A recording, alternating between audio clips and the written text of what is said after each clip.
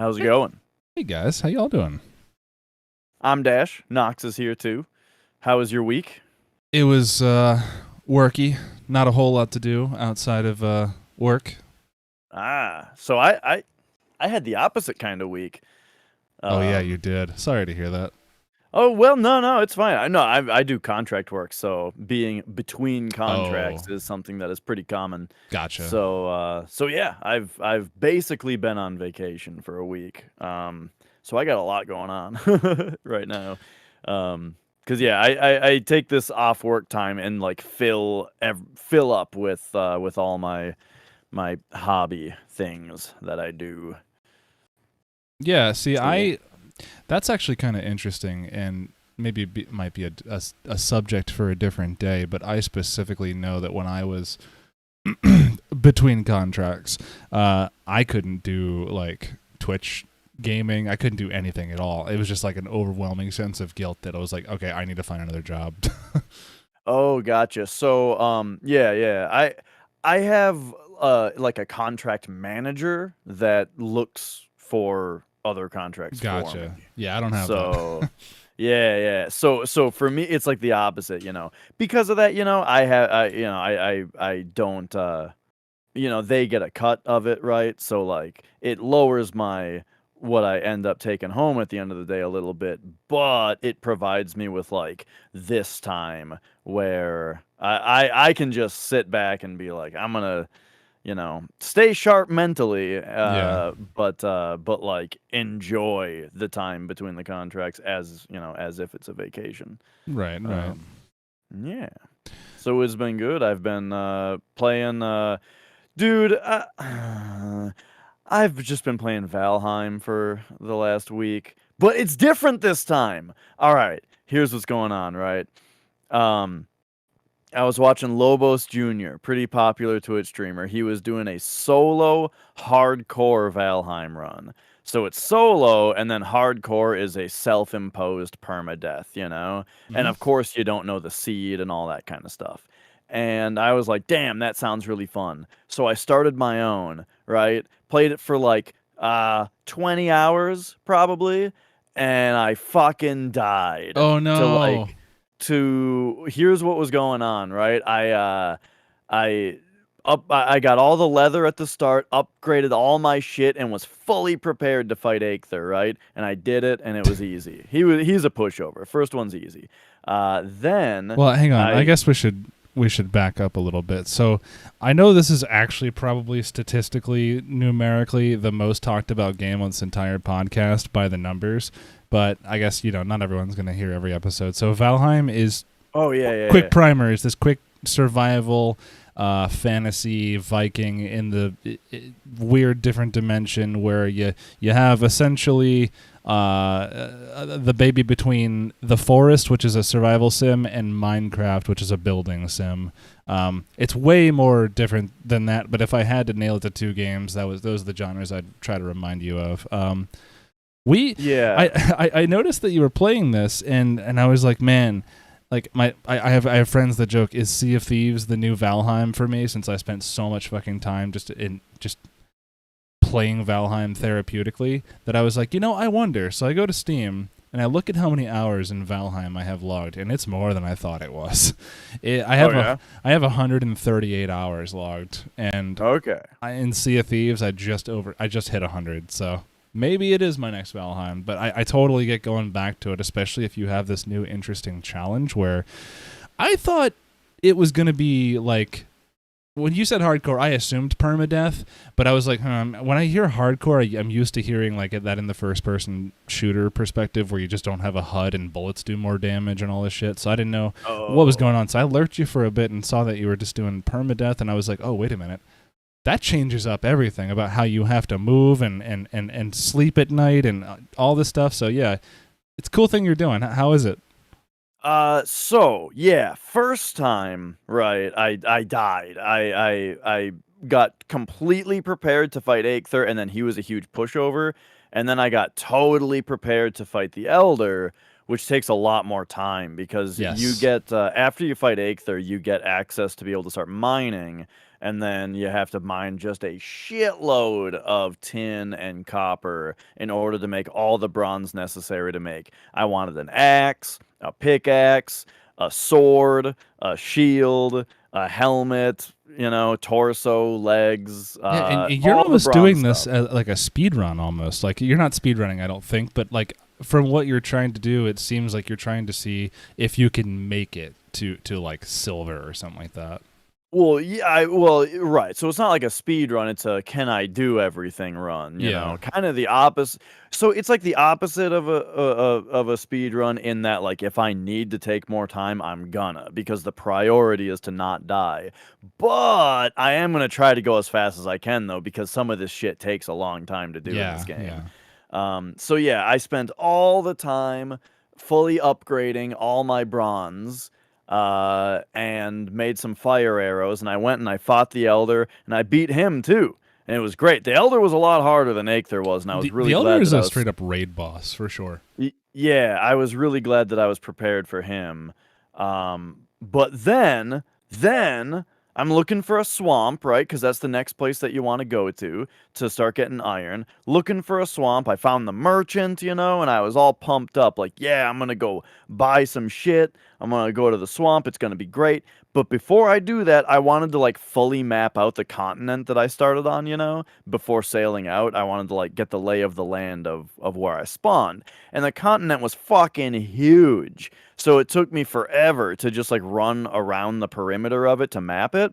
And like 90% done doing that, I spot a 2-star troll in the distance. And I'm like, 2-star troll.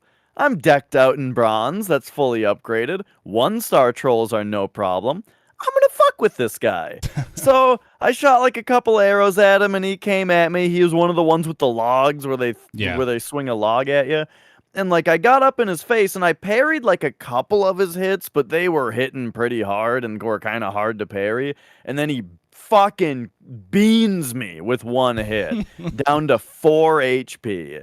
And I'm like, fuck. So I open my inventory and pop a health potion, except it was only a minor health potion, which at this point I didn't realize they suck because I hadn't had to use one yet. Oh But shit. I took the potion and I tried to just turn 180 degrees around and just sprint away, And as I'm doing that, he beans me a second time and fucking kills me. Fuck. Uh, Rough. yeah, yeah, and I'm playing it back in my head, like, oh, I should have just tried to parry him again. I should have just Dark Souls rolled through his Yeah, attack. I didn't think you could parry that. I thought you have to roll. Well, I should have done anything else besides just like turn my back to him and try to run away. Yeah. Uh, so that killed me. Then though, so that was before I was streaming it. Then I was like, okay, so I'm gonna start over. I'm gonna try this again, and this time I'm gonna stream it. So That's a lot of started stuff to again. lose. Yeah, all the bronze, man. So I started over. This time because Aether is easy, I didn't like bother with all the leather this time, because chasing boars around for so long just to get a bunch of leather just to fight that Yeah. pushover so that you can immediately replace it all with bronze. I was like, I'm just gonna fight him like right away. So I did, killed him, everything was fine. Back to the bronze hall, right? Spent a good 8, 10 hours, probably 8 hours, mining bronze. And well, you're doing a lot more though. This is what I love about the game is like there is so much to keep you busy where There is. There's three it's like games in one. I was talking to a friend about this earlier. It's like there's the hunting, there's the exploring, and then there's like the world building, which is three whole fucking experiences in their own. And it's like yeah. you could just spend hours.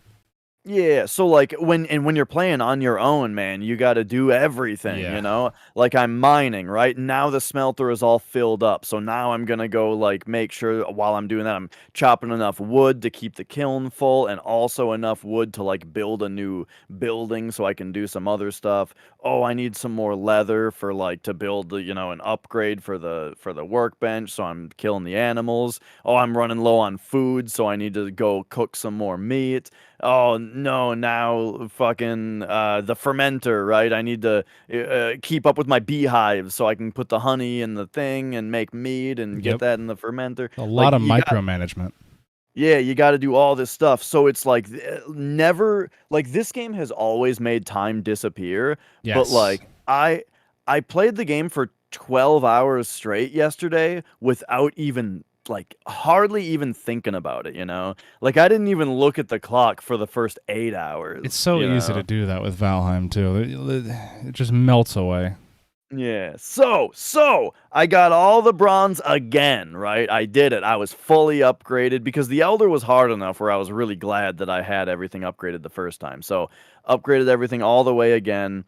And this time, you know, I sailed around. I found the merchant again. I found the swamp that I was going to go to. Oh, it's going to be great after I go fight the Elder. Don't say leech. Don't say leech. No, no, I killed a couple leeches. They dropped some blood bags. I made some health potions out of their blood bags. It was great. I already had poison resistance before I even went into the swamp, you Oh, know. good. How do you Um get poison resistance? it takes a necktail, coal, thistles and honey, I think is Huh. the so yeah, you can get poison resistance before you go to the swamp. I didn't know that. But I hadn't fought the Elder yet, you know. I was doing all this to get ready, right? And then I went to go fight the Elder, and uh, the Elder fucking killed me this Oh time. I no. died to him this time. It was like, oh my god, you know what happened? Here's what happened. I woke up that day and ate all my food, right? And then I sailed to the Elder and ran to him. And by the time I got to him, it was in that shit spot where it's like No more recovery. Yeah. I don't have very much max HP anymore because I haven't eaten in a while, but I've eaten recently enough where I can't eat, you Yeah. know? It's that awful zone where it's not healing you anymore, but you can't do anything in a pinch. Yeah, so like I didn't really realize it until after I was fighting him, and then I was like, wait a second, why is my max HP so low? And then he did that like shotgun root attack, and I didn't really dodge it properly and just took it right in the face. And Yeesh. ooh, it got me. So it's like, so what's funny though is that, so you said that you played the game for like 130 some hours. I'm at like 160 some now, which kind of means that we played about the same amount Yeah. until I started trying to do this solo hardcore thing. Mm-hmm. Um, but yeah, so that's where I'm at now. It's a really good challenge. It's really fun. I really like playing the game this way.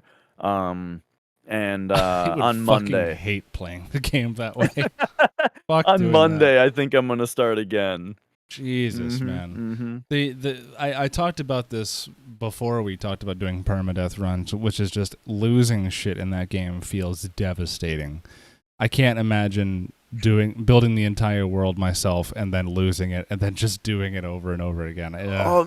Yeah, it's one of like it's a thing with me in video games where like I've with a lot of games I've learned to like stop being attached to things, you know. But with Valheim, it still did take a little bit. Like, oh, you should have been there when I was playing with Nicole and we were going through the bosses again, you know. After we played through everything once, we played through everything again on like a local server this time, you know. And when we were going to fight Motor, you know how you have to take the big heavy eggs up to his I nest? haven't gotten that far.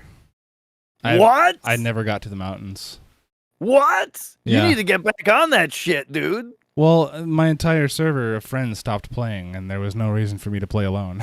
I didn't like playing that game alone. Yeah, you do need like I would say yeah, like I really enjoyed having one person to play with for the first time, you know. Yeah. I thought having two people was really well balanced.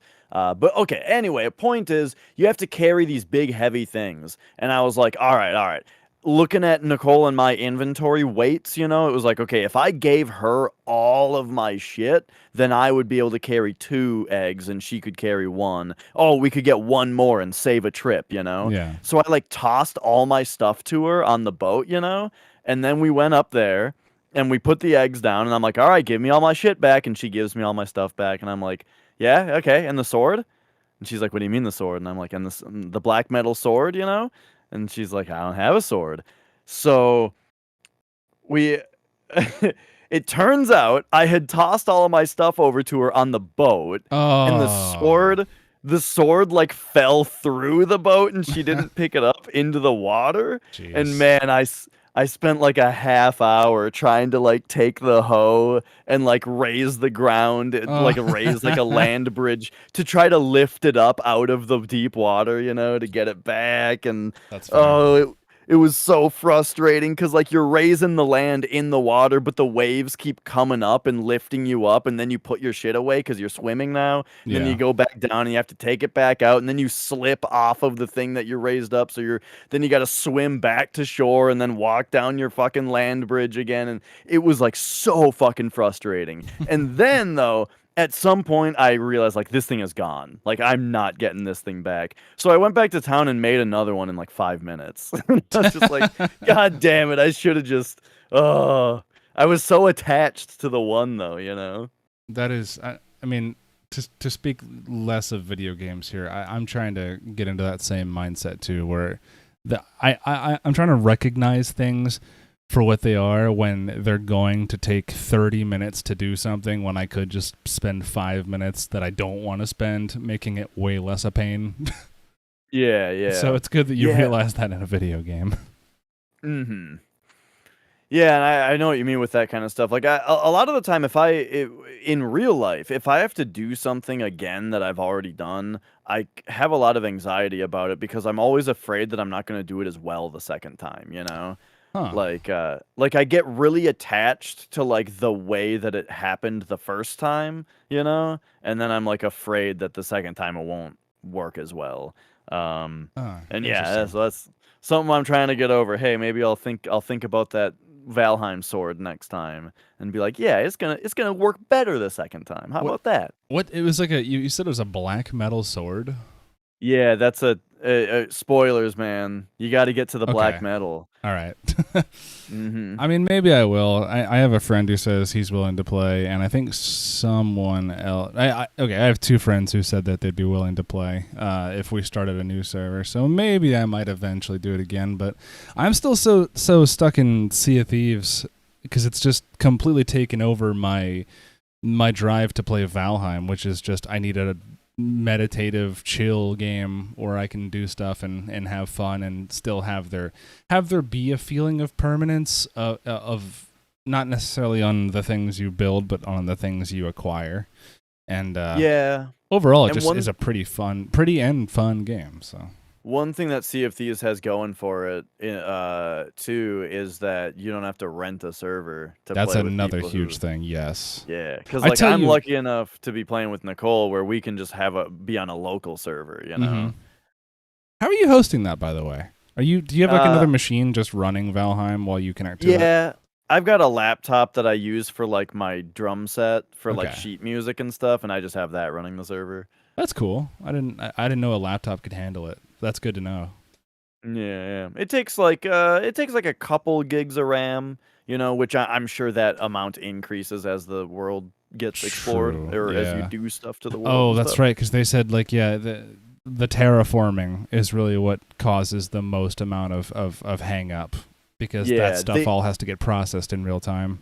they did rework the terraforming system Oh, though, did and it they? works better. Yeah, it works Oh, better now. so one thing I guess we haven't mentioned yet is as of the recording of this podcast, this game is still in early access.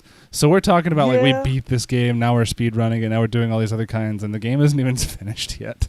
Yeah, and it's also worth noting that like since last time we talked a bunch about it, there isn't anything new in it. Did they ever They like finish the land that other biome that was not to be spoken of? Sans spoilers. Nah, pretty much nothing is new right Oh, now. okay. Yeah, they've just they've done patches that like fix things and that kind of stuff. It's important.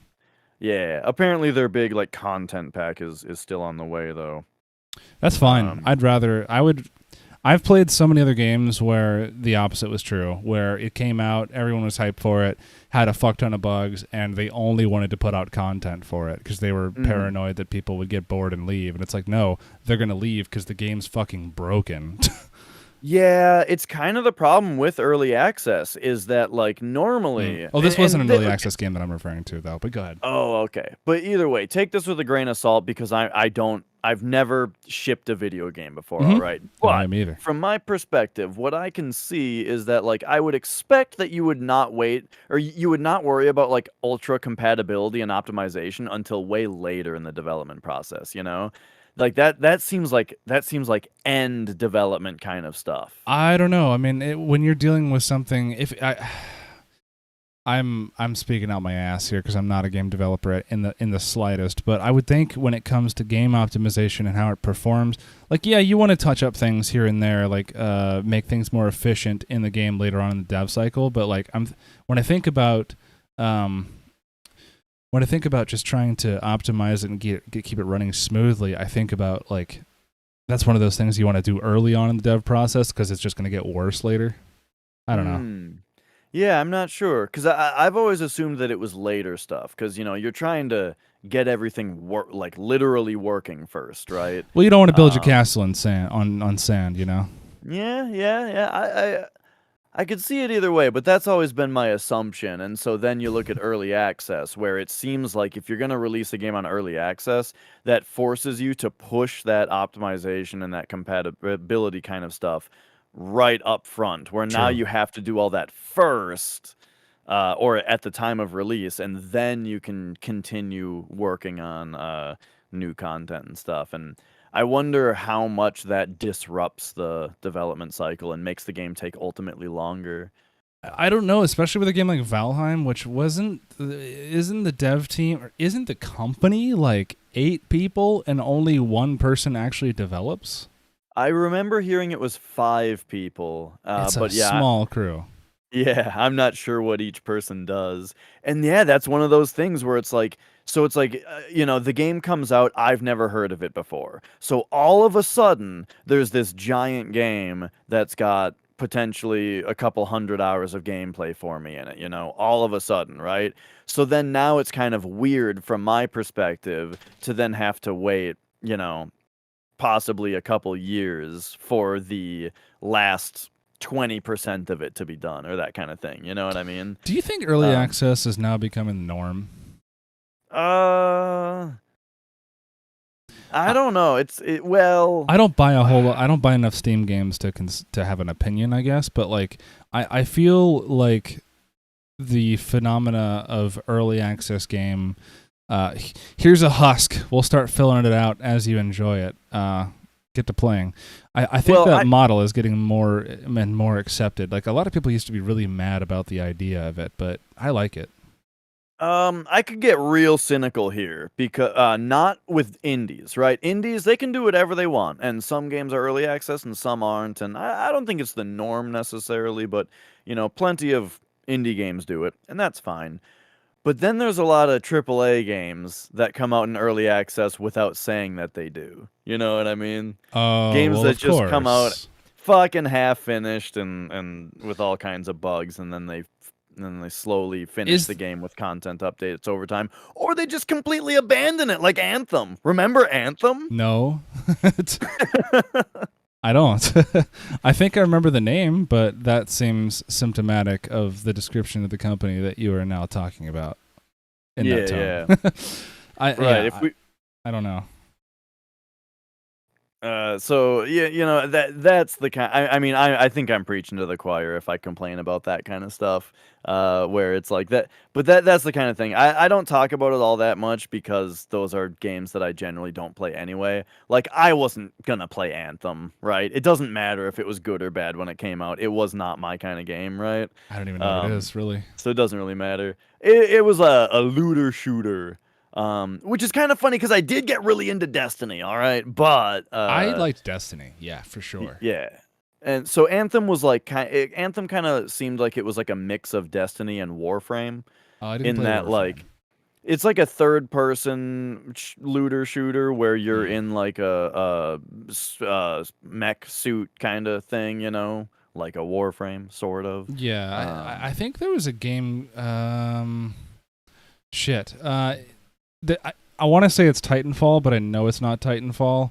Um, I want to say I know it's not Warframe, but there was a mech game that I can't remember what it was that I loved. I played it for like 8 hours and then stopped forever because I was like, this is dangerous. Fuck. I know it's a mech shooter game, and I'm looking here in my Steam library, and I don't actually see it. No, I love Never this mind. game. The game of what game am I thinking of? What? Okay, so Oh yeah, you're okay. in a mech suit and you do what? So did you ever play Mech Assault, which is the first Mech Warrior game on Xbox? And the difference being that it's a BattleTech game, except now in this world of giant mech suits, you can also be the pilot who runs around on like a little human. He's like a little human, and he maybe there's like a mini mech suit he can get into. I think the power loader from Aliens, except it's not that. It's just an enhanced strength suit or something like that.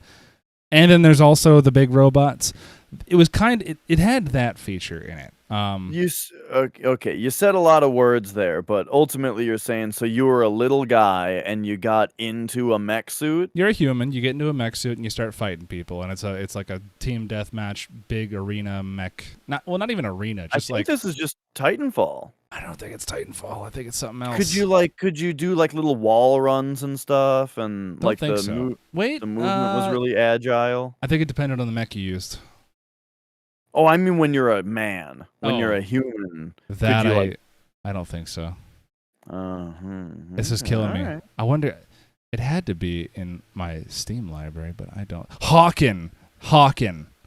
Okay, Hawken. Yeah, there we go. I played 14 hours of it, and I last played it in 2014. But yeah, it's a fast-paced action like mech combat game.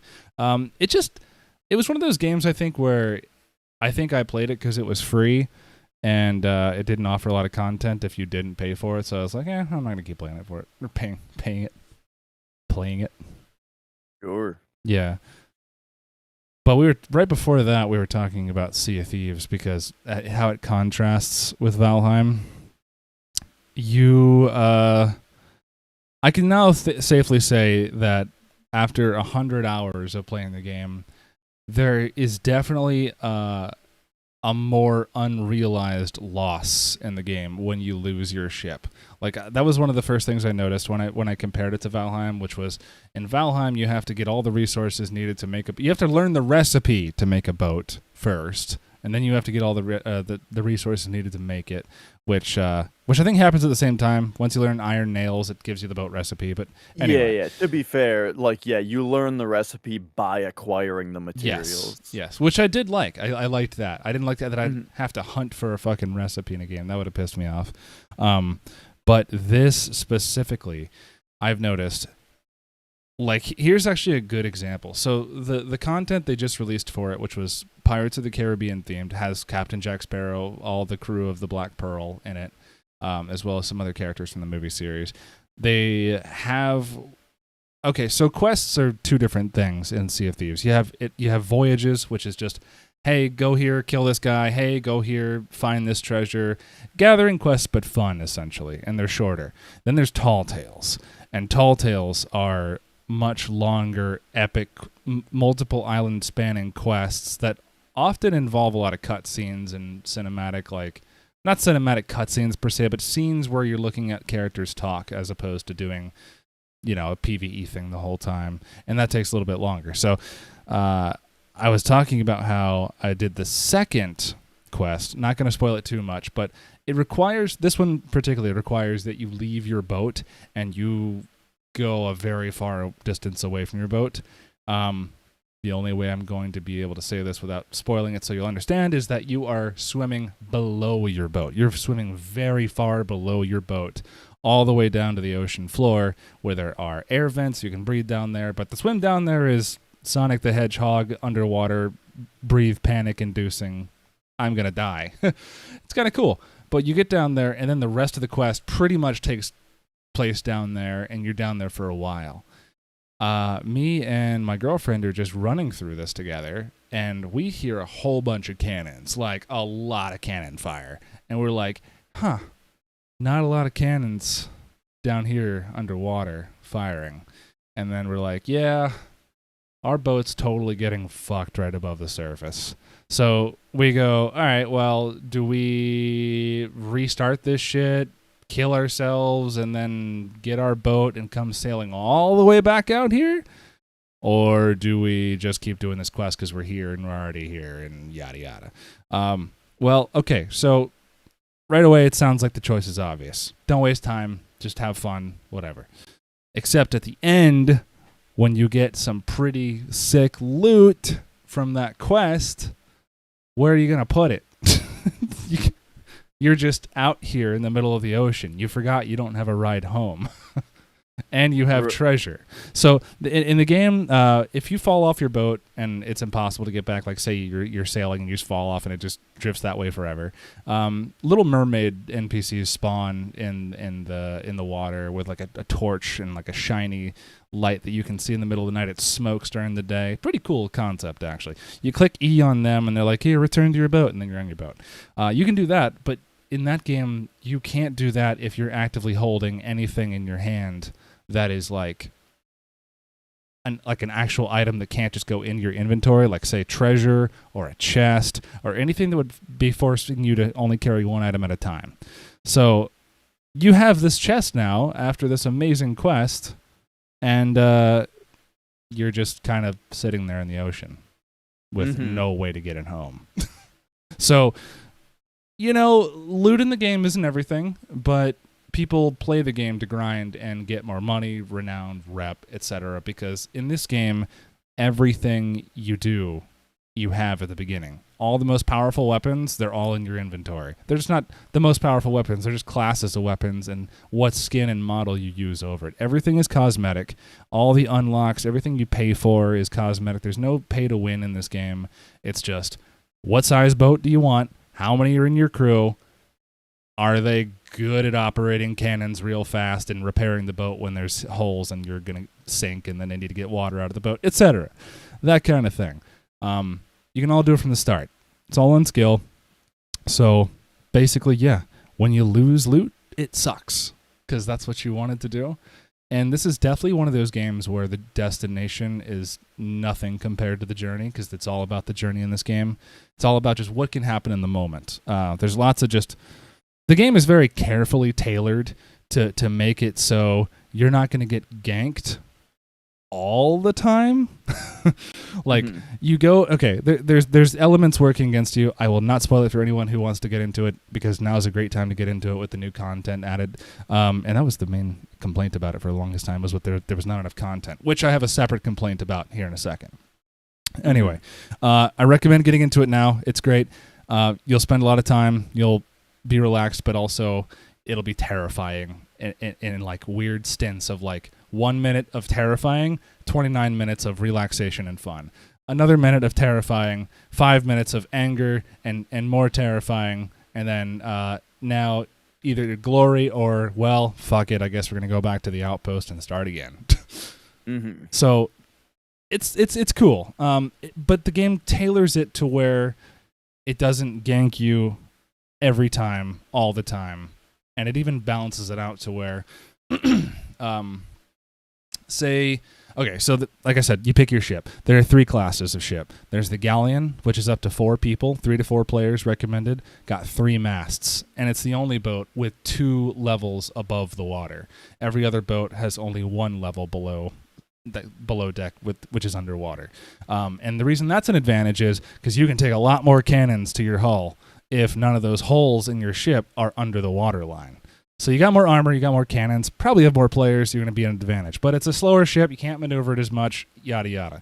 Kind of how you think they would balance ships. So then there's, to the opposite end of the spectrum, there's a sloop, which is 1 to 2 players, 1 mast, it's agile, it turns easy, only 2 cannons, not a lot of armor, etc. So what the game does is it goes, okay, well, if you're going to play on a galleon, well, this server that you're going to be in, you need to pretty much be like one of the only couple of galleons on the entire map. And then that way, there's not too many just gigantic tanks out there wrecking everyone. Or if you're a single galleon, you may be put in a server with like 8 sloops or 8 or 4 brigandines, just to balance that out. So in between that, there are the encounters of wild creature bosses and I don't want to spoil it. Other elements that you would also find threatening. So I would say 1 out of every 3 voyages that I go out, my boat gets destroyed. And that's a lot of the time to be losing your boat. So going back to this whole sense of permanence thing here, it sucks a little bit more than I thought it would, especially if you've been doing a lot of quests in areas where there aren't outposts to go and sell all your treasure or booty that you've acquired. And yeah, that just makes it way more painful because a lot of times you can see your ship sink, and then you just see.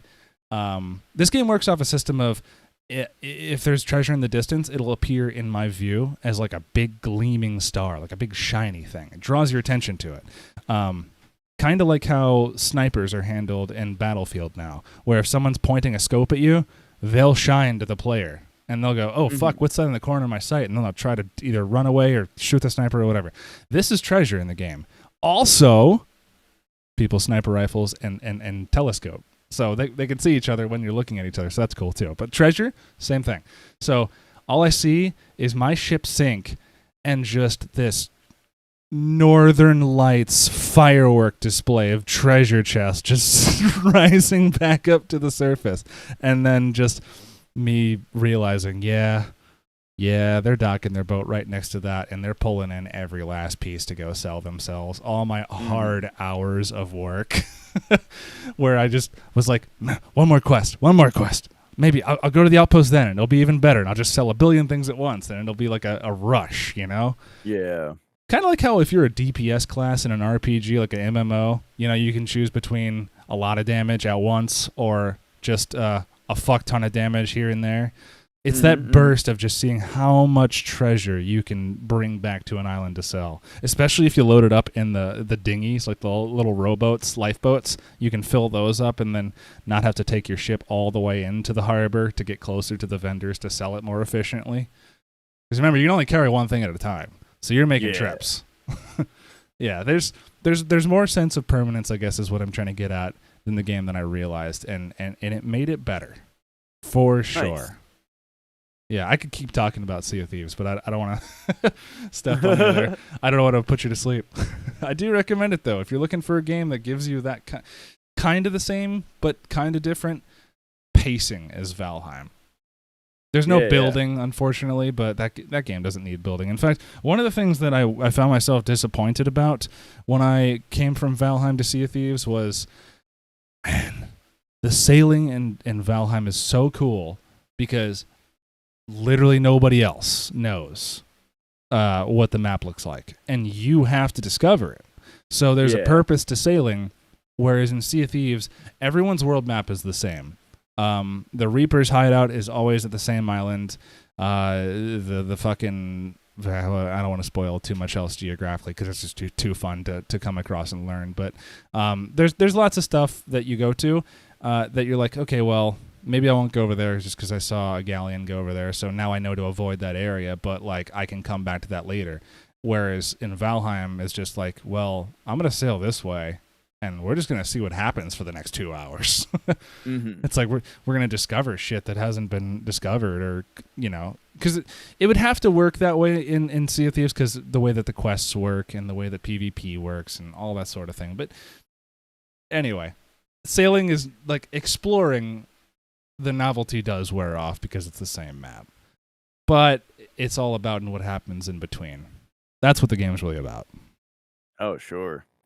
Yeah, and with with the building and stuff, one thing as far as losing my hardcore run, one thing that I was surprised how attached I was to was actually my base and my buildings, right? Because I really liked how I had everything set up, and I could set it up again that way, mostly. But if I do, then I'm just doing it again, and it was not this time where I thought of it, and made a whole system that I thought was really cool. Yeah, well, you also don't have the burden that I found when I was playing Sea of Thieves, which is I need to, if we're going to move, we're going to move. We need a new home. So, like, I need to build a home for a village where you're just one cabin, probably, you know? Yeah, yeah. So a lot less to manage while also managing way more because other players aren't doing it. Yeah, right. Yeah, that's where the really interesting balance comes in. Is it's like there's you have to do everything, but each thing you have to do a lot less of, you know? You Yeah. don't have to get as much tin and copper. You don't have to get as much food and that kind of stuff because you're only one person, but you have to do all of it. Hmm.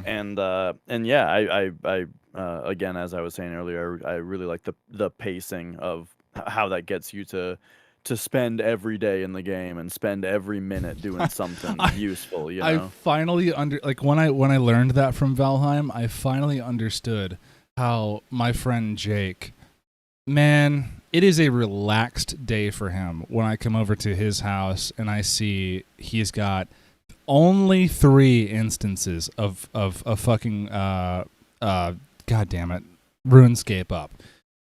Only Mhm. 3. And he's using all 3 windows and playing something different in all 3. He mostly plays on 4 windows to fill up an entire 1080p monitor. He just squeezes them to size. Right. And then he's got like YouTube on his second monitor. And recently I've been seeing him with 5 windows. I just don't understand that, man. But I guess if he's doing something menial in every instance, every character that he's playing at that instance at that time, it kind of makes sense because you're making your brain run on all cylinders, but at a low RPM. You know what I mean? So it makes Mhm. sense that you're just like hyper involved without really needing to think about it. It's a weird state of mind. Yeah, for sure. So, yeah, I've got a few other things I've been playing too, but you know what I've been thinking about a lot? Just a game that's been on my mind a lot, and I don't think I've talked about it much. What's that? Have you played Hollow Knight? I have a friend who's trying to beat it, and I've never heard bad things about it, and I've seen a really cute plushie of it. That's my Th- extent of knowledge. This game is incredible, dude. Yeah. It's it's like, oh man, it's one of those games that where you think about every other game that you've played, and you're just like, why can't they all be more like this one? You know? Yeah. If you got like, I'm sure most people know what it is, where it's like a Metroidvania type game. Oh yeah, and it was a Um, platform. I didn't know it was Metroidvania style. yeah, and so yeah, so it's one of those, and it's a yeah, side-scrolling platformer, melee-focused combat though, Huh. as far as like how it compares to like Super Metroid, Yeah. is it's melee-focused. There are spells that you can shoot though, and it's got this art style to it where everything is bugs. It's like you're like a bug, and you fight with a nail, you know, and everything else is like different kinds of bugs. There's like mosquito-y kind of things and beetle-y things, and there's like a dung beetle boss and stuff like that. But it's very cartoony with the way that they're drawn, you know. It's all 2D animation Yeah. with like smear frames and that kind of stuff, you know. Really, really great looking game.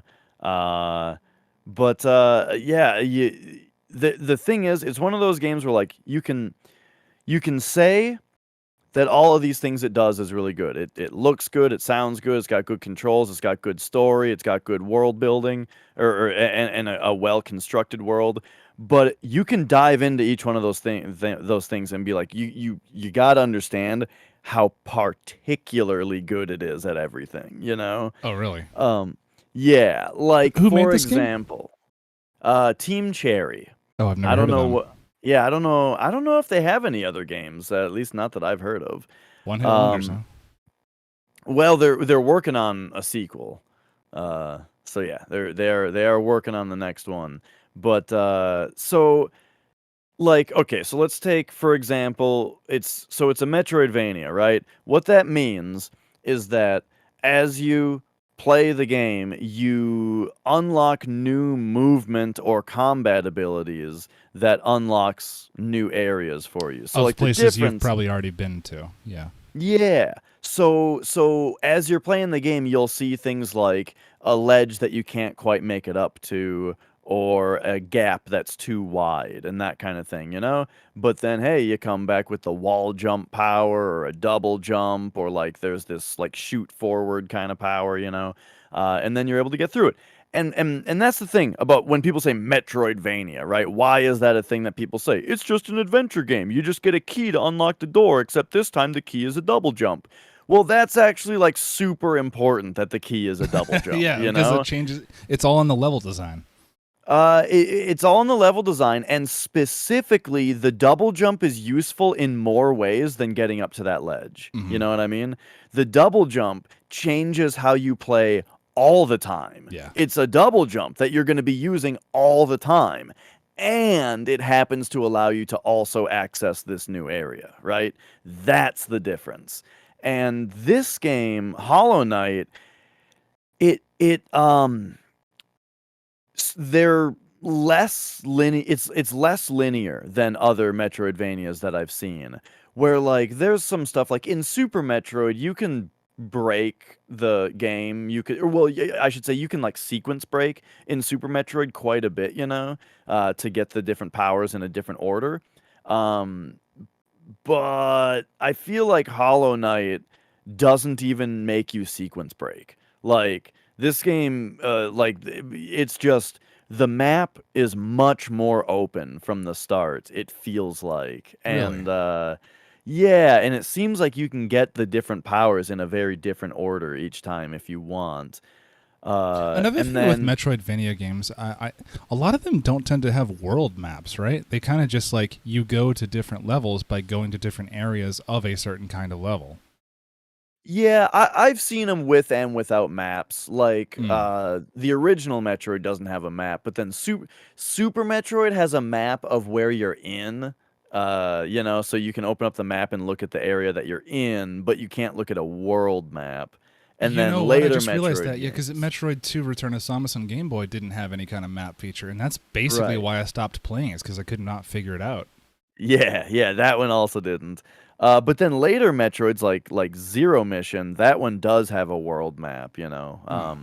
But it's kind of abstract, you know. It's like you open the map that is in the area that you're in, and it shows you all of the different corridors, and you all the details, right? And then you zoom it out to like an abstract map that's like you're in this area, and then there's other areas. And Hollow Knight actually does the exact same thing as that, where you have a detailed map of the place that you're in, and then you can zoom it out to like the shape of the world, you know, and the Huh. different areas like that. One thing there, man. But here's the thing: just like I'm saying, every mechanic of Hollow Knight, we can talk about how particularly good it is. So what Hollow Knight does is the map doesn't update until you sit down on a bench, and the benches are kind of like bonfires in Dark Souls. So it's kind of So doing the Symphony of the Night thing, where they have the uh rooms. yeah, so I've actually not played Symphony of the Night, but Okay, so let me. Okay, sorry. okay, So okay. I haven't either, but Ritual of the Night, Bloodstained, has the Mhm. couch too. There's like a couch room. That's the Yeah. save room. It's just Yeah, yeah, interesting yeah. how it's like a couch. I don't know. Right.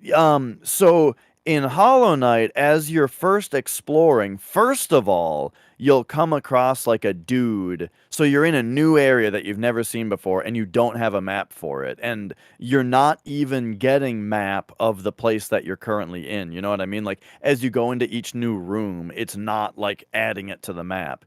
Instead, at some point, you'll find the map maker that you find in all the different areas, and he sells you a map that's incomplete. Ah, He's like a charming character. You know that he's close because you hear him humming. You know he has this little and when you hear that, you're like, "Oh, the map maker's here!" And you go find him, and then so he sells. He's like, "Oh, I have this much of the map done. Would you like to buy it?"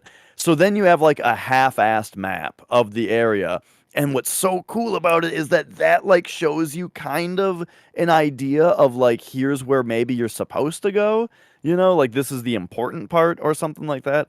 But then from then on, when you sit on a bench, that's when your character gets the opportunity to actually draw them on the map and fill out where you've actually been. You know what I mean?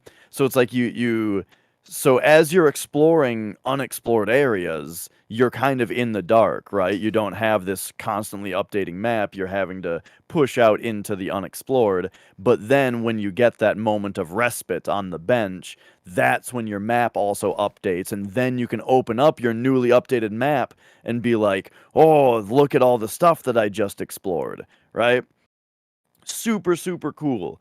And yeah, as far as like the way that they build the world out, not only is it like non-linear in the order that you can get the power-ups, but there are also like several ways to get to the areas. Like, for example, at the beginning of the game, it's a little bit linear because you don't have many powers yet, you know? Um, and there's one particular part where you get the dash power up that lets you just like shoot over, right? And you can do it midair and all that. So that opens up some new exploration options for you. And there's two different ways that you can go at this point, but both of them both of them have their own set of other things that you spot along the way that like, oh, I can't get there yet and I can't get there yet. But then they both wrap around to the next area where you get the next power up. So there's two ways to go that are both the correct way to go, and they both lead you to the next power up. And then that power up is the one that like totally opens the game up, and you can go anywhere after that almost. By anywhere I mean puts you it on can the access. table that like you need to unlock shit to keep moving forward. Well, but the way that the game introduces the idea of going multiple ways to you, and then but has both of them be the correct way to go, but they both give you a different piece of side information. Oh. It's so cool. Yeah. And then, man, Can I ask you if it does? I want to know if it does this, and because specifically we're talking about a Metroidvania game. I stumbled across something when I was playing Blaster Master Zero, which I was talking about last week on the podcast. I think it was last week, pretty sure. Yeah, it was. Where I was, I didn't speak about this then, but it made me realize something that happens in video games that I hate enough to mention every fucking time that it happens.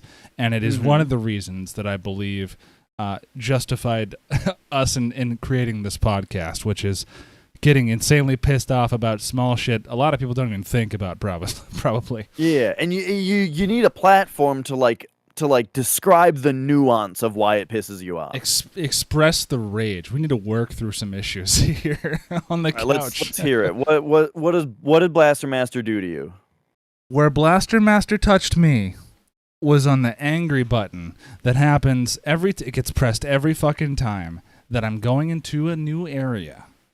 And the way to go into that new area is, oh, look, it's a door. Well, I guess I want to walk in front of it. It's a 2D side-scroller game, by the way. So think 2D side-scroller, door, what do you do?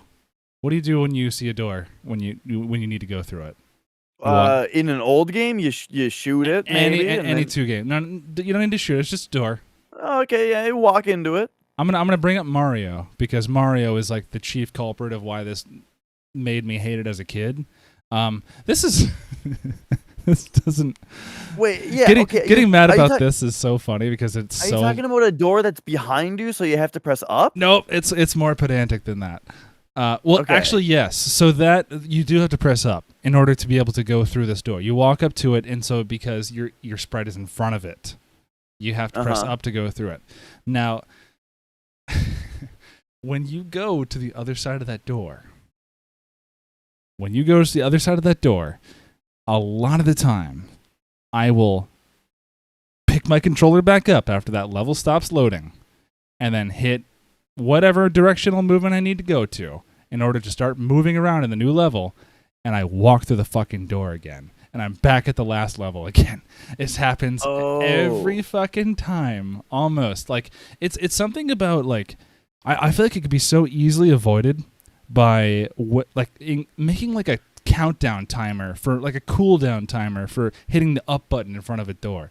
I can see your I'm having trouble understanding exactly what you're describing. So you're talking about when you approach a door in a 2D game that's Mhm. behind you. It's part of the background. So you press up to go into the door that's in the Yes. background. And then you go through it Then immediately, and then you're then the room that you appear in on the other side has the door out behind you, and you still press up to then leave again.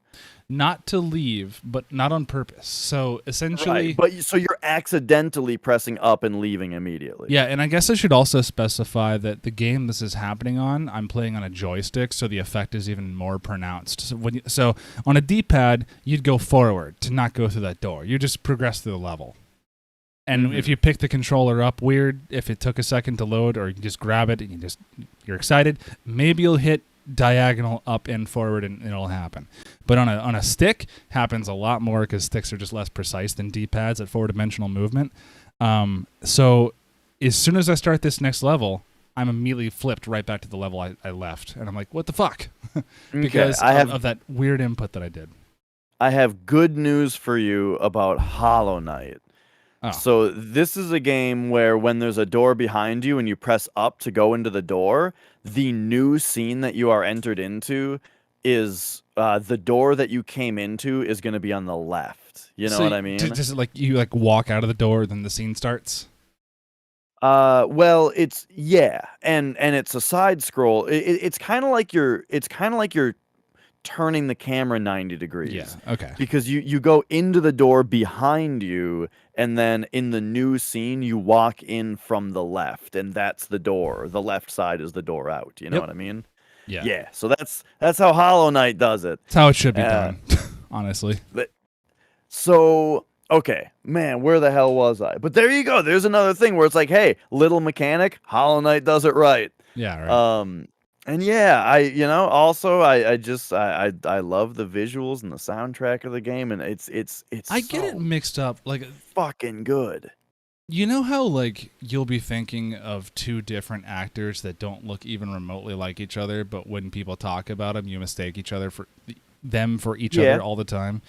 This is that for me, except the video game version, and I always get it confused with Ori and the Blind Forest because I think pretty night, glowy, 2D side scroller kind of thing. They're the same game in the back of my mind. They are both visually distinct side-scrolling Metroidvanias on the Unity engine by indie developers. Oh, they're both Unity. I think they're both Unity. Damn. I've not played Ori yet. I will soon because I'm sure I'll like it. Because I'm starting to realize that like indie platformers are my favorite genre. Just because they're always the games I just have the best time with when I play them. There is something to say about indie, maybe not even platformers, but just small indie kind of adventure games in general. They're from my experience and my first start with it was Undertale, which is a great experience. They're just there's so much more thinking outside of the box. I think there's interesting ways to handle things that they do. Totally, and I feel like indie games are a lot more personal a lot of the time as well, where you can really see like the developer's vision, you know what I mean? While when you add more and more people to a project, I feel like a lot of the time that's the thing that starts to go, you know? Yeah, I see that, yeah. So, so the other big thing though is, so Hollow Knight is a game that has combat in it, right? So you fight shit. So talking about like controls in general real quick, actually before combat, so it's a platformer, right? And it's one of those. It's just it feels really good where it's super responsive on the controls, and then by the end of the game, like, not to spoil all the different abilities that you get, but as far as the different movement abilities you get in the Metroidvania style, it feels so good by the end. All the different things that you can do in order, just like the way that you jump over here and then you double jump into a wall jump into an air dash into another wall jump and then you have to swing your sword down at something to pogo bounce off of it It's and then kind you of and like then what Doom Eternal is now trying to do with 3D shooters. yeah, like, and I think the biggest thing for it, for me, for like the platforming feel, is that the air dash gets restored like every time that you do anything, you know? As in like you can air dash and then after you wall jump, you can air dash again. Or if you Oh, do like or you do like the pogo thing I'm talking about, because so when you're in the air, you can swing your sword left, right, up, or down, you know?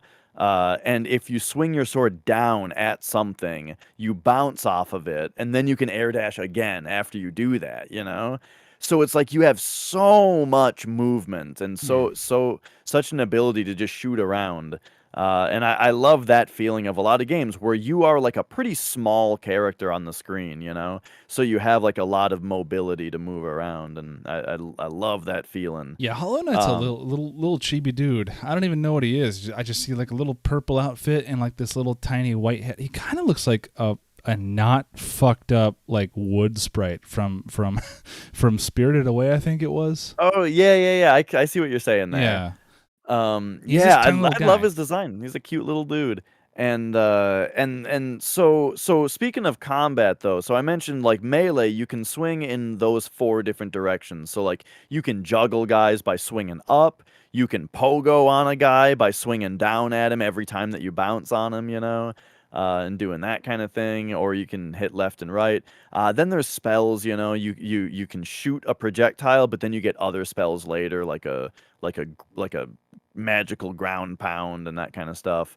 Um, but then here's the thing though. Here's where it's like, okay, so all of this sounds great, but where it gets particularly good, because this game is particularly good in every way, is it's got this charm system where you as you play through the game, you find all of these different charms which have different effects. Like one of them makes it so that when you strike enemies, you get more MP, because that's like where you get your magic power from, is from when you strike with melee attacks, that refills your MP.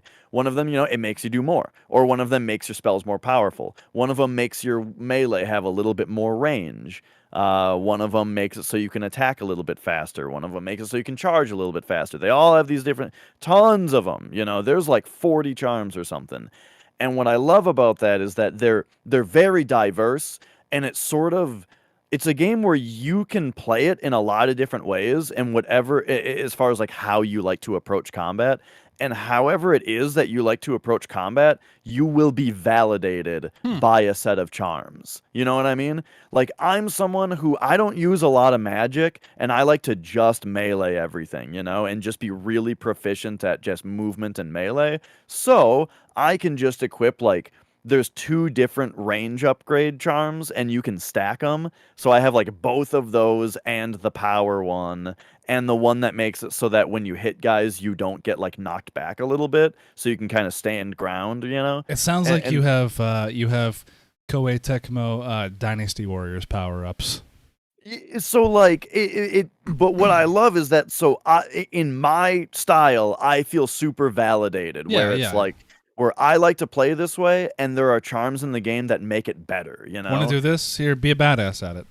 Right. But if you like to be a magic user, then you use the give me more soul, make the spells more powerful, and a couple of those charms, and now you as a magic user, you are validated, you know? I'm actually curious. Uh Have you played Magician Lord? never even heard of it. Magician Lord is one of the few not fighting, not uh like beat 'em up, not puzzle, not sports games that were on the Neo Geo. It was a platformer, and it was definitely a platformer that was designed as an arcade game because you die a lot. Like Mhm. it's hard. Honestly, it's Castlevania level hard. I would say. Not necessarily. Well, no, never mind. Yeah, and about your in just about every way that matters in how Castlevania is hard, I would say. Except Magician Lord, you're like this wizard character. It's a platformer game, side-scrolling platformer.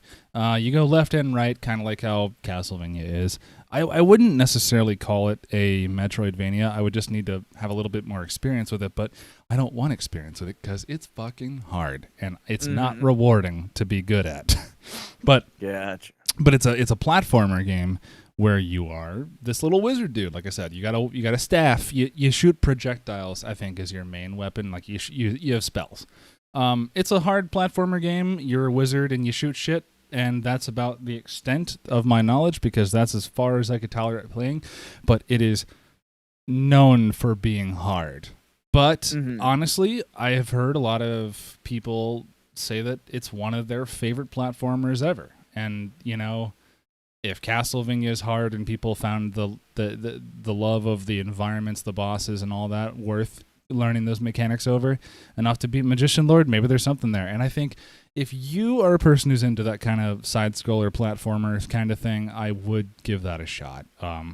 Any old emulator will run it if you need, pretty much, I would think. Yeah. Gotcha. Yeah, Magician I'll Lord. check it out. I forgot why I brought that up. I think I brought it up because there was... oh, no, I was going to bring up something before that was also unrelated. So, go ahead. Finish what you were thinking. Oh, sure. So, yeah, well, I mean, just to, like, I'm just fucking gushing about this game, really. I mean, there's a couple more aspects to it where it's like, do you like hard games? Well, this game does it particularly well, where, like, I think that the main quest of it is decently challenging, right? With some really good challenging stuff near the end. But I wouldn't say it's too hard, but they did add like an optional expansion to the game that's this other area that's like mega fucking turbo hard for the people who want that, you know? But the stuff that's in there's a couple things in there that's really fun. There's like a few boss rushes that are in there that are decently challenging. But once you get to like the mega way too hard stuff, that stuff doesn't count towards your completion percentage really. It's just for like the completion within that expansion. Does it go back to like an actual percentage or? So you have a percentage completion on your save file, yeah. And so like they're doing the Crash Bandicoot thing then with Crash 3 where like you can get to 100 but there's still actually more and you can actually get to like 105%. Exactly. Yeah. But that's only for like the people who like are really they need the hardest shit ever. So yeah, it's like even got that going where they draw the line just right on like how difficult do we make the stuff that is required, you know? Yeah. And then speaking of stuff that's required, there is one funny thing about the game though, which is that you can beat it like really early on. But and the first time that I played it, I just kind of did all the required stuff and beat it like immediately and just went like, "Oh, what a cool game." And then that was it, you know? And and I was done with it for a while. And then it wasn't until like 2 years later, 3 years later that I went back to it. I was like, "I'm going to do another playthrough of that game." Because, you know, it was pretty cool, you know? And that was the time where I didn't end it early and I actually did all of the like everything. And it's funny because all of the best stuff in the game is after the point where you could roll the credits, you know?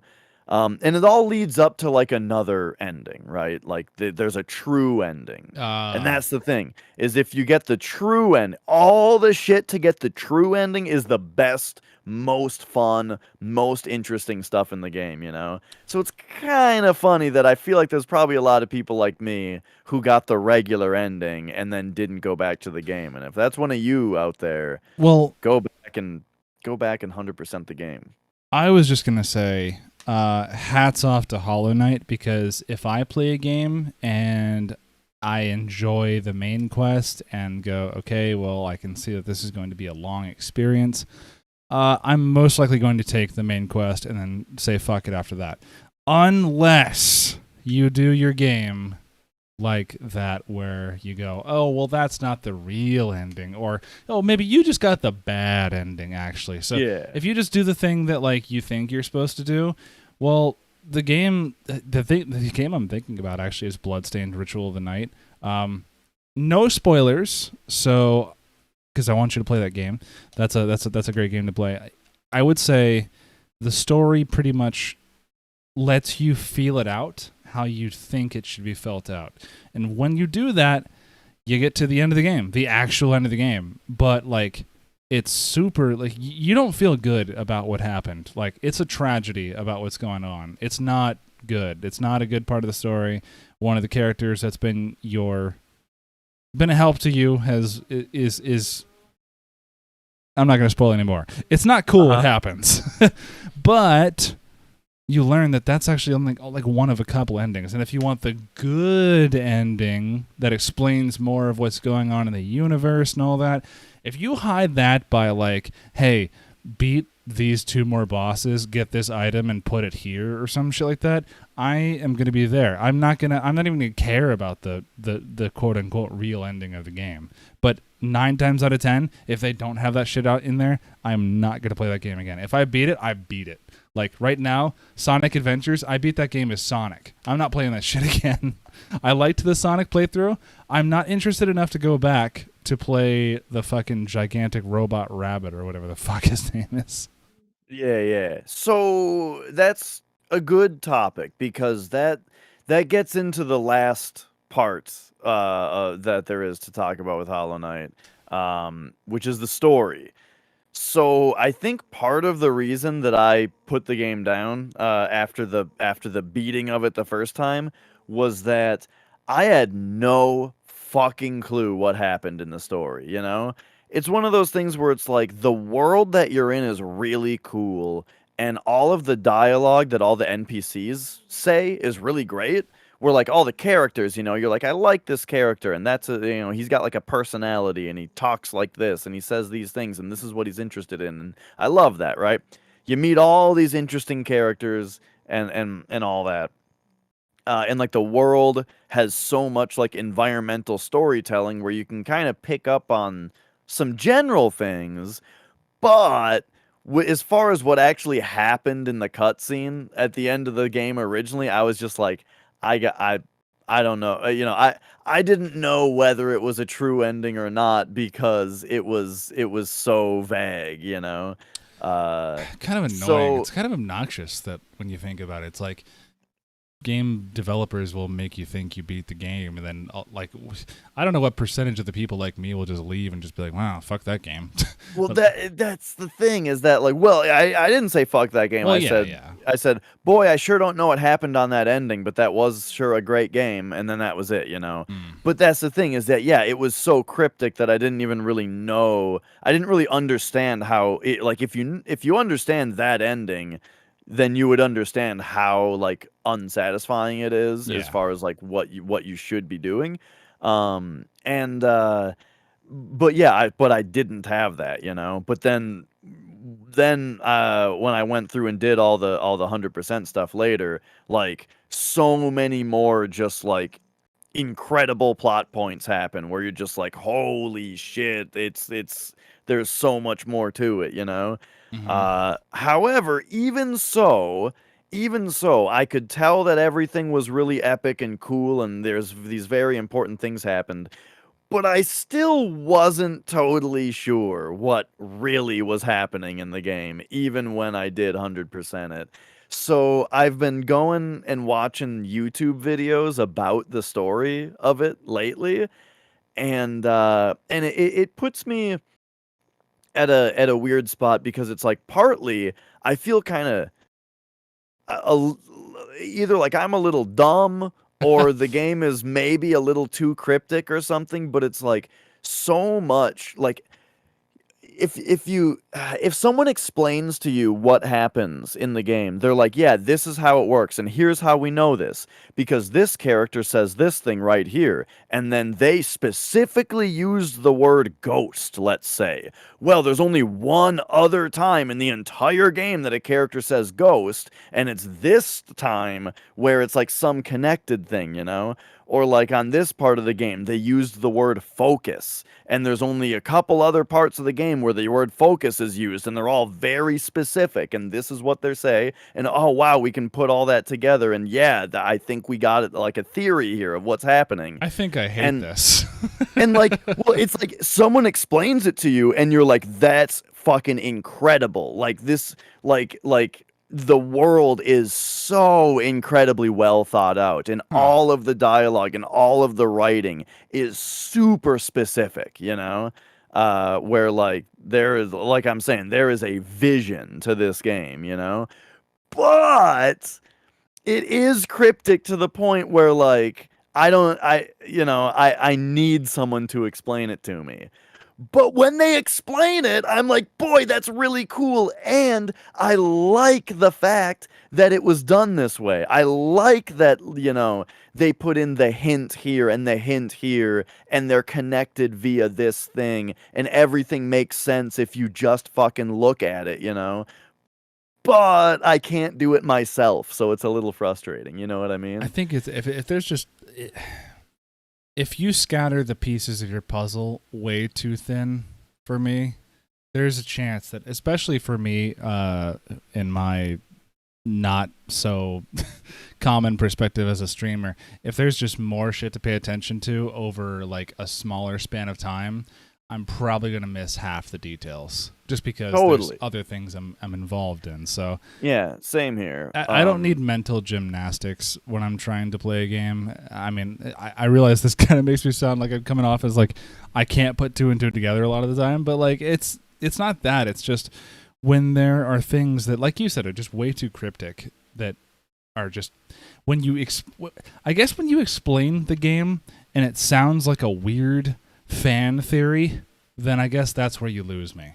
Because if it's just esoteric enough to where I can't get that from my own playthrough, I'm just like, whatever.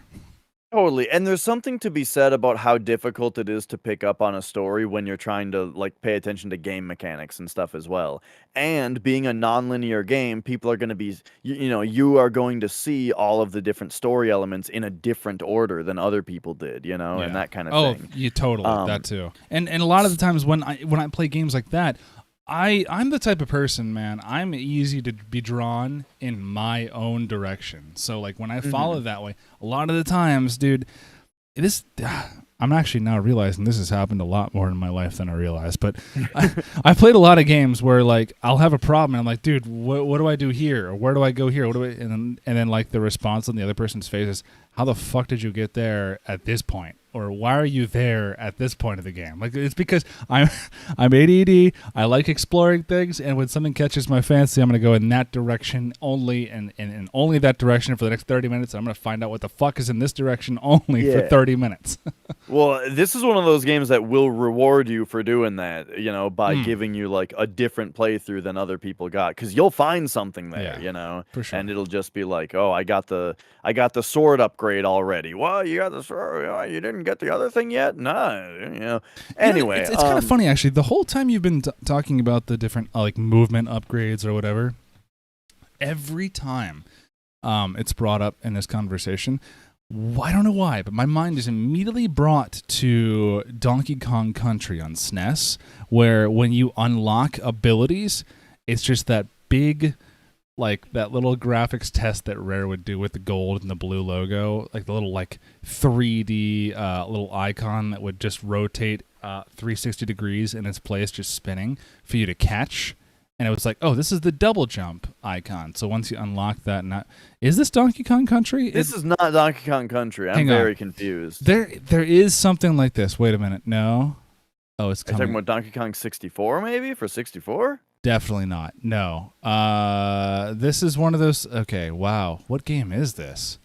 Okay, imagine a blue icon with like an arrow and then like a dotted arrow.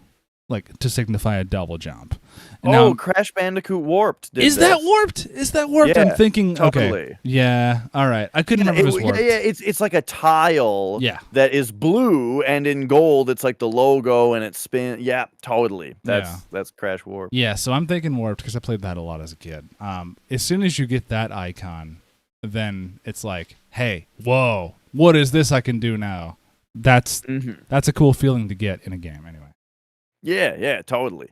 And so yeah, ultimately with the story of Hollow Knight, I feel like it's well, let's talk about Dark Souls. It's one of those games where like most of the story has already happened, and you are in the world that the story happened in, and by the and the environment tells you the whole story, you know. And if you read like the item descriptions, if you read bestiary entries and that kind of stuff, you get little tidbits here and there, and then everything else is like visual storytelling in the environment and all of that, right? So everyone who plays it kind of sees the whole story in a different order, but because it's not like a piece by thing by thing plot, then it doesn't really matter that it works that way.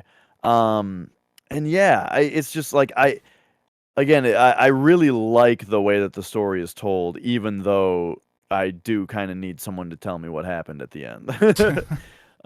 But yeah, it does that kind of stuff. But the ultimate thing about it, though, too, that I'm realizing is like I'm not much of a Western fantasy type person, with like, oh, you're elves and dwarves and dragons. I'm just like not really into that shit very much. But I do think that like Dark Souls did it really well, because I think that Eastern developers are like, I think can take that kind of setting and make it interesting. But now I'm thinking about Hollow Knight, and I'm playing it, and that game is like, it's just as well thought out, I feel like, as Dark Souls and those kinds of stories. The way that the story is told to you, and all the different layers to the story, and what overall happened, and all that kind of stuff. I think it is all just as well thought out as Dark Souls, at least, right? But I think that the setting of Hollow Nest, with the bugs and the caverns and all the different types of bugs, and the overall story and setting that they're telling, I think is so much more interesting than a story about dragons. You know what I mean? Like, I fucking love it. It's so unique, I want to explore this a little deeper. So one of the things I remember you talking about in a previous podcast was that you're a bigger fan of Eastern developers when it comes to Eastern fantasy and such. Not a big fan of Western fantasy, etc. So my question is, why, I guess? Because like with Western okay, so I guess I should preface this. I was a JRPG fan before I was a Western fantasy fan. And I think the reason why was because I kind of had that same exact kind of mindset of, well, shit, I'm tired of knights and dragons and all the same goddamn thing over and over again. Well, yeah, that's like, there's a lot of Western fantasy that comes out of Tolkien, but like Tolkien like invented this shit basically, from what I understand. So it's understandable that Western fantasy has a lot of that theme to it. But Western fantasy games, there are some. I can think of two that are like spawned off of like what Tolkien created and all, but like are entirely insanely deep universes that I've gone down the rabbit hole on, which is like the Elder Scrolls series and Warhammer. Big fan of Warhammer as well. Warhammer 40k specifically, which I guess is still technically Western fantasy. It's just Western sci-fi. It's just, yeah. But like, there's just, I guess for me, I'm the type of person when it comes to fantasy where if there's a lot there, I'm going to be there to read it. Like, when it came to Mass Effect, man, I was reading every last journal entry, like down to the whole explanation of what a red shift and a blue shift is on an astrophysics level. I am so fucking down to read all that shit. And that's not necessarily fantasy, that's just like, science. But that's what I'm saying. When a game from a Western role-playing game kind of perspective, like lays it out all there for you, and there's a lot to lay out, I'm going to be so interested and invested if it's not just that normal dragon clone. Like, oh, fuck, I don't want to... I'm a knight. I'm going to go kill a dragon. He's going to breathe fire, and then, there's gold or some shit, Now, that may be the plot of The Hobbit, Mm-hmm. but, like, there's so much more there in the universe to get enraptured in that, like, I feel like... What is your level of involvedness, I guess, in what you've learned from, like, Western games? Like, what don't you like about Western fantasy? I think a lot of it might have to do with the level of exposition. In that, like, if you're just gonna tell me about shit, okay, let me give you a perfect example of the kind of shit that I hate. I was watching someone play Mass Effect recently, and there is the part where you first get to the Citadel, and you're talking to that, like, short... You know how there's the guys that are like elephants that, like, Yeah. say their expressions before they talk? I'm going to laugh And then so hard if you saw the same thing I saw. Go ahead. And then next to him is, like, the short guy. That's a Volus, I think Volus? they might be called. Yeah. Okay. So you have this conversation with him, I think, where you're just like, what are the politics like with the Volus, And he's like, well, it's something like this and something like this. And he, like, gives you this, like, overall explanation of politics with this race. And that it's so unrealistic to me that you would ask a guy about politics and he would give you this, like, really what's the word? Like, really impartial explanation of, some people think this and some people think this. Instead of him being someone who has opinions. Yes, and okay, it's just, hang on. this is how it is and they're assholes. Okay, but you have to realize you're on the Citadel. Everyone there is basically supposed to be an ambassador. They have to kind of just... They're already taking the role of representative of their own kind's, like, place in the alliance of these people in space. So I guess if you're going to ask how politics are within a certain race, like in general, their first, their ambassador instincts are probably going to be, okay, well, this person's perspective is not my own, so I have to explain it in a way that they'll understand, and so that they understand, okay, well, our people tend to go this way on this, or they tend to be this way in temperament or something like that. So I understand things like that. That wasn't going to throw me off because I knew the setting of where I was. I was like, okay, so everyone here is put here to essentially promote good diplomatic relations with each other. Especially I on the like your Citadel. explanation. I think that that is a very good response to my complaint. Because, but like, can I expand on your complaint though? Because I have a complaint Sure. with that scene. Okay. So I thought I didn't think you actually would be, but I was looking at my friend Vegan Tyler experience because they just released the new remastered collection, I guess, of Mass Effect. Yeah. So he was playing that, and he gets to that exact fucking scene, and he's like talking to the guy, and the guy's like. He's going through this, like, long, detailed, nuanced explanation of what the Volus's people are. And as soon as you kind of reach the end of a dialogue string with an NPC, you go back to, like, your 3 or 4 base questions you can ask. Well, like, when you first go to a place in an RPG, a lot of they like to softball in things by giving, like, the first response you can ask is, what is this place? So like he's getting all these crazy like responses from like this guy like talking about politics or our people are this way or man, I just had some crushing news about what happened in this sector over here. And like once you fully explore that, he accidentally clicks just clicking through the dialogue, just clicks one of the main canned response, like the beginner responses again, and so it goes to his character, and so what it amounts to is you just having this conversation with this guy. Like I said, it's all nuanced, and you're learning things, and there's mixed emotions going on is what's going on, and then you're just like, yeah. So what is this place? And like it's like the character's like super aggressive as it starts the new string of dialogue, and it just breaks the cadence of the conversation so fucking hard. Like I just fucking told you to. Whoa! Like where's this energy coming from? Man, like, so speaking of that, I mean, okay, look, I don't want to get it.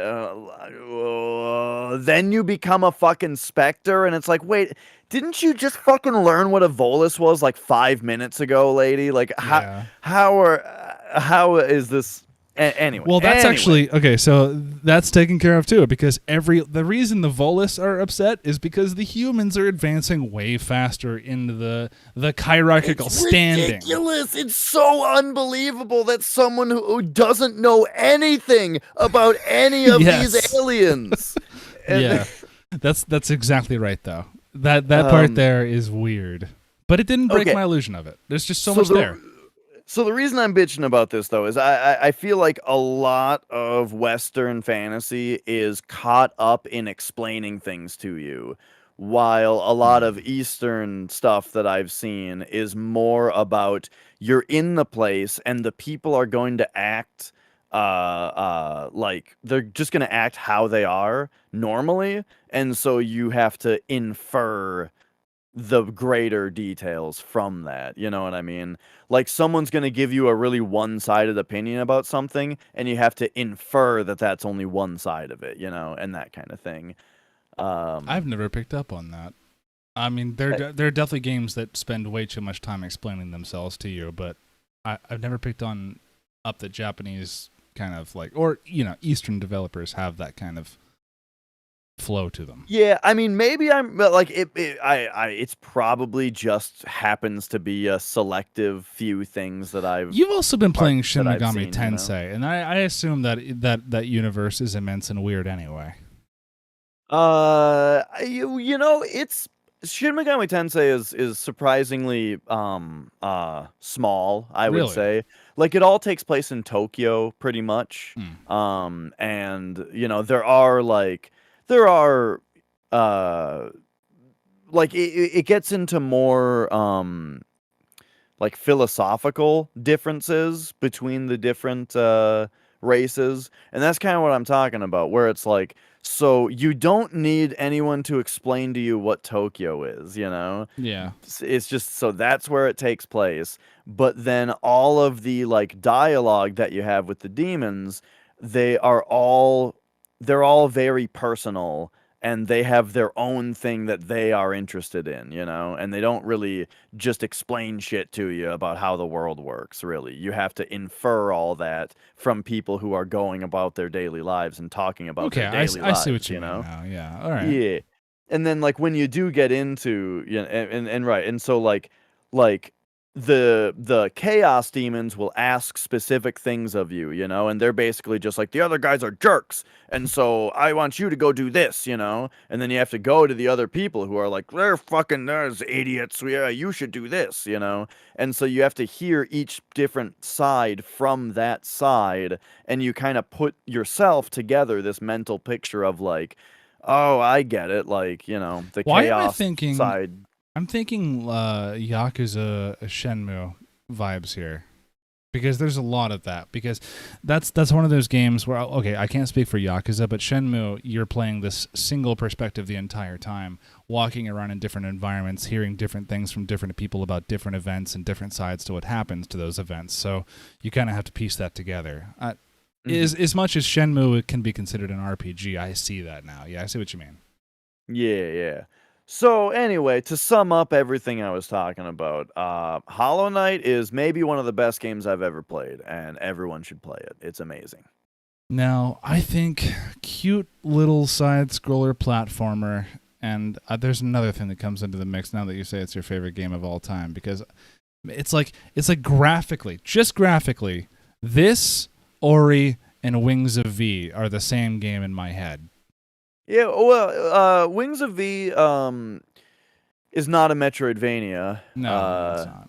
But yeah, that's also a side-scrolling indie platformer where you have a lot of character mobility and you move a little dude around the screen super quick and fight a bunch of dudes, and it's hard and it's great, and yeah, it's great. Yeah, I like when games take that simple concept and do it kind of differently. Like I'm still really enjoying the idea that I'm a fucking tank doing this shit in Blaster Master, and also I can have like Game Boy graphics when I get out of the tank and go into a dungeon where I have top-down views and just shoot shit that way. And it's like it's like the halfway point between a shoot 'em up game and I guess an adventure game, where it's not quite Shock Troopers or Ikari Warriors, but it's also not quite Pokemon or Earthbound.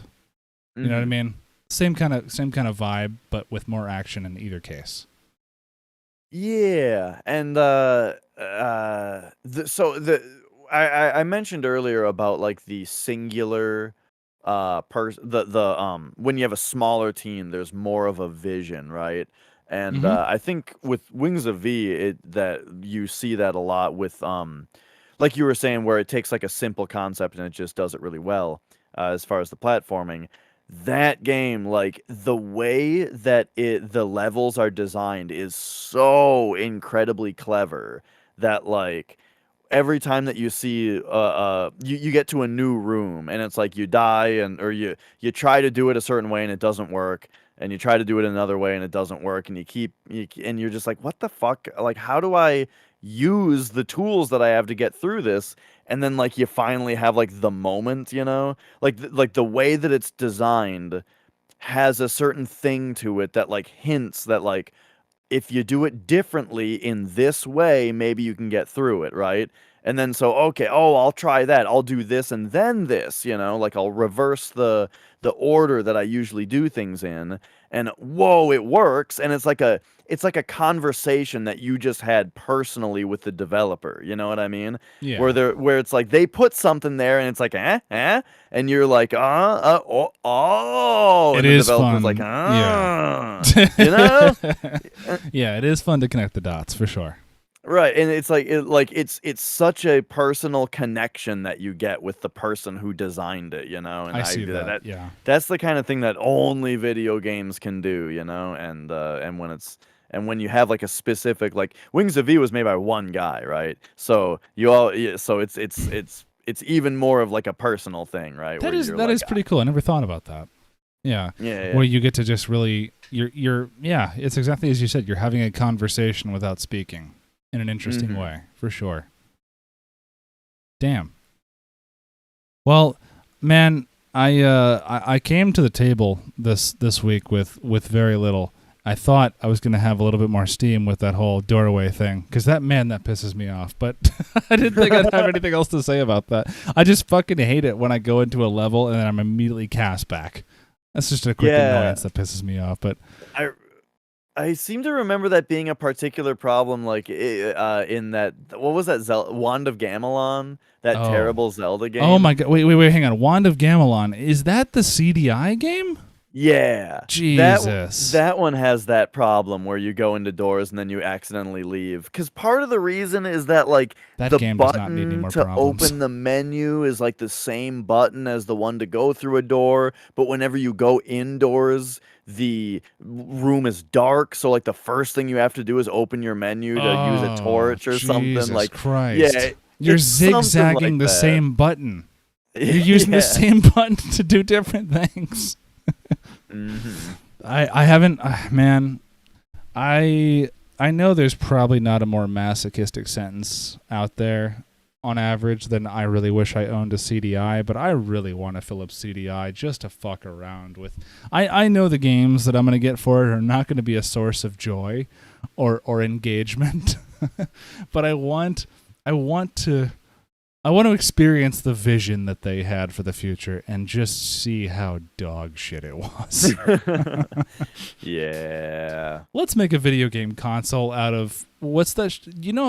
What's the best part of putting a DVD in? Yeah, the menus, man. When you navigate, when you go up and down, and then you hit something, and you hear the disk drive go like chirp just for a second, and then take 2 seconds to load, and now you're in another menu. Let's make a fucking platformer out of that shit, man. Mm-hmm. The response time is terrible, and like, oh yeah, I want it. yeah.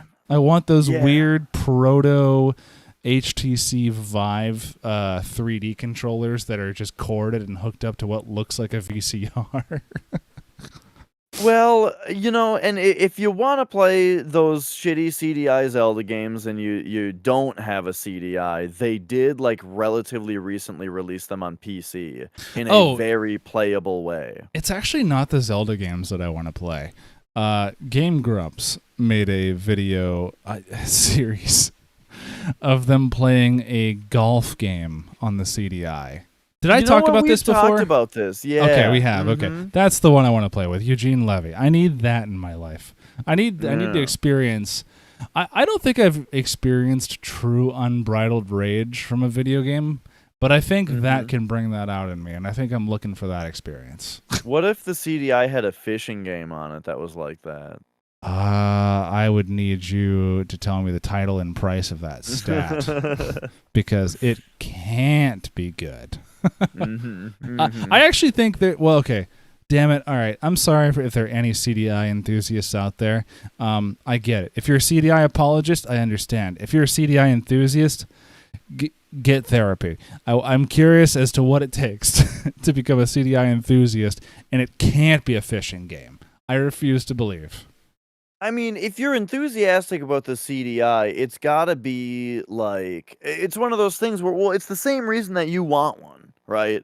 Yeah. It's just that like there's this curiosity to it, and there's this desire to just know more about this weird thing. You know what I mean? You know that company that made that really shitty TV that you used to play video games on? Well, what if they also made a really shitty console? That's my curiosity. Exactly. And it was was all right. I think that was before Philips merged with Magnavox, or was that after? I can't remember. I didn't even know that was a thing that happened. Yeah, there are certain because I'm a CRT nerd. There's actually.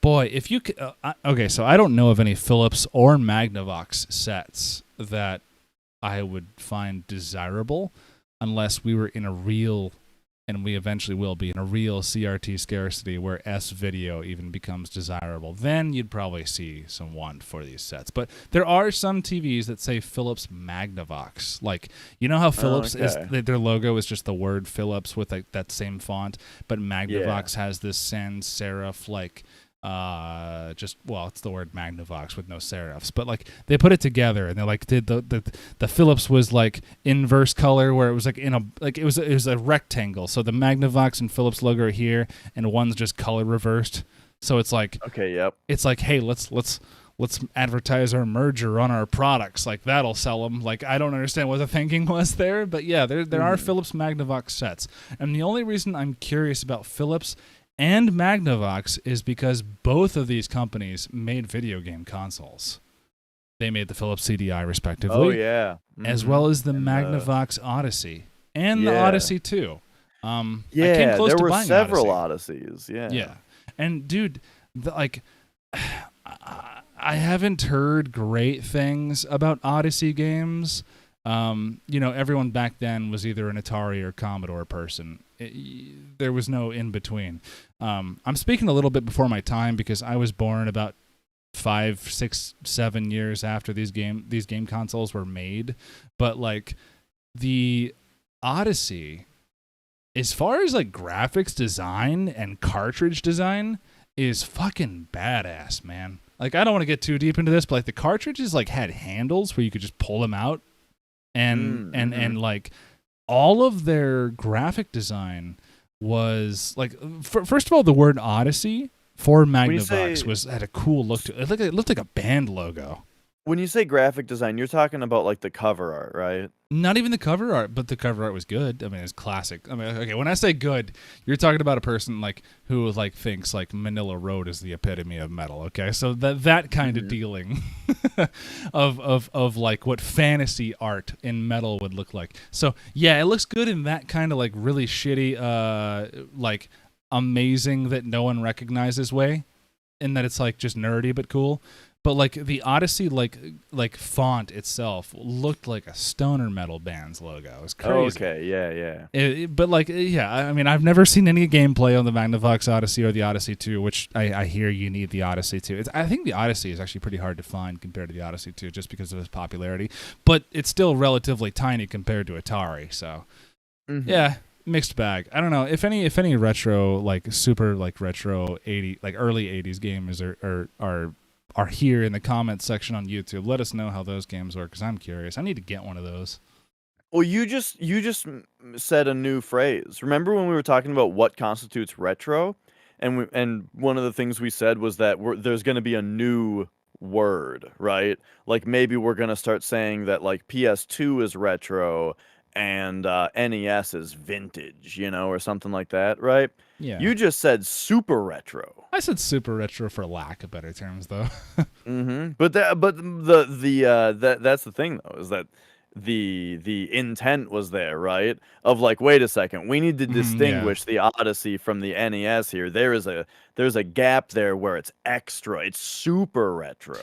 I think it's just easier to go by like, are you a Gen Xer? Are you a millennial? Are you Gen Z? Because then that's generally like, what period did you grow up in? That's kind of probably where you draw the lines of like, okay, well, I'm a Gen Zer, so like my first console was PS2, maybe Wii, maybe PS3, So like there's those people who probably think PS1 is just completely irrelevant because it's the first PlayStation, but I didn't fucking play that shit when I was a kid. They don't know what that shit is at all. That's the shit that their dad, which hopefully they had, was probably trying to introduce him to get him into games as a kid, And then they just did their own thing. I'm speaking way too much for an entire population of people. I'm just assuming what I assume that experience is like. But yeah, it's what would they call retro? What are the kids that had Wii's first going to call retro? Because whatever it is going to break my soul. Right. Yeah, right. You're not gonna want to hear it, but I do. If you think about it, like PS2 was 15 years ago, right? No. Question mark? I don't want to believe that, but PS2 is also just a special case. It's more fair to say like Xbox, GameCube, because PS2 just lasted so long. PS2 is an outlier, I would say. Yeah. Okay. But like, fuck, I don't know. We can go forever for this and another time. Yeah.